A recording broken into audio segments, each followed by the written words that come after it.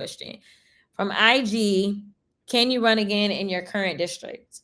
Yes. I think I don't know. I don't know if there's more to this question. So let me expound, just to make sure that I'm actually answering your question. So a couple of things. Filing deadline in Texas is going to be December 8th. We have the earliest primary. I think it's Texas and Arkansas only. Will be the first Tuesday in March. We'll start voting, early voting February. Mail-in ballots will go out in January. And so if you're in Texas, for sure, make sure you do your ballot by mail application on January 1. You got to do it all the time. They making y'all read again obstacles, okay? Because if you had an excuse because you were disabled last year, you probably got the same anyway. Whole other issue, but make sure January 1, you can go online. You should be able to go to the Secretary of State's website, or you can go to your county, whoever handles your elections in your county, because it may be different depending on your county. But go to your elections administrator for your county, and you can download the form, and you can mail that form in. I believe you actually have the option of faxing it in too, but I don't trust a lot of these people.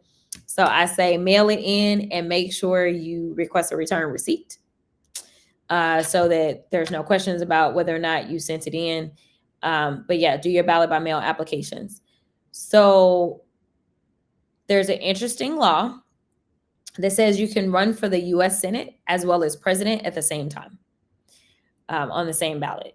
I am not able to run for the U.S. House and the U.S. Senate at the same time. So if I run for the U.S. Senate, then that means that it's all or nothing.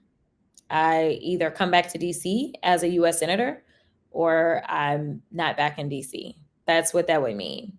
And I think that that's probably the hardest part for my district. I was in a similar situation when I went from the state house to the U.S. House, because I was in a 6-way race to get to the Texas House.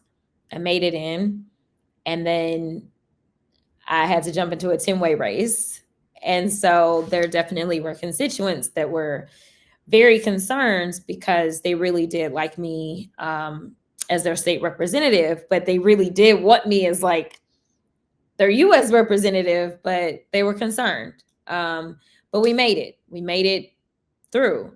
But it is one of the reasons that I'm being highly analytical on this run, as well as understanding what it would take, like what the entire ecosystem needs to look like. So thinking through not only building a team for myself, but like what else needs to be going on in general, right? Like how much voter registration do we need to do, and like what organizations do that, and like that kind of stuff. So like just thinking through all the things. I will tell you that one of the things that I find interesting, and we're going to see in the polling, because we're going to test some of this. We literally are testing the fact that the president calls me low IQ and trying to see how that hits people. I know y'all like, what? Yeah, because he says it over and over and over. So I don't know if he has polling that says that if he calls me that jazzes up MAGA, or if it makes conservatives as a whole believe that I'm uneducated. It's one of those things that honestly, I do feel like they feel a little bit inferior sometimes, because I display my legal prowess a lot of times in committee. And it is threatening for so many of them, which is why it's like, they all like, it was a different Jeffrey Epstein. And it's like, okay, first of all, I named a whole bunch of people, and NRCC ain't came out yet and said nothing, but I'm just saying, but that's a whole other issue.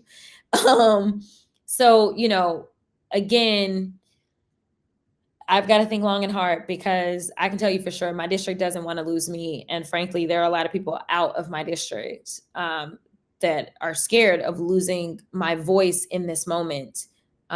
So we have to believe that we have a real path to victory. And a victory in Texas, again, is bigger than Texas. It means that we've changed not only the landscape for the Senate, but we've changed the landscape for the country. I mean, it's it's huge. Winning anywhere is obviously a big deal, but winning in Texas, yeah, it's a big thing. Okay, let me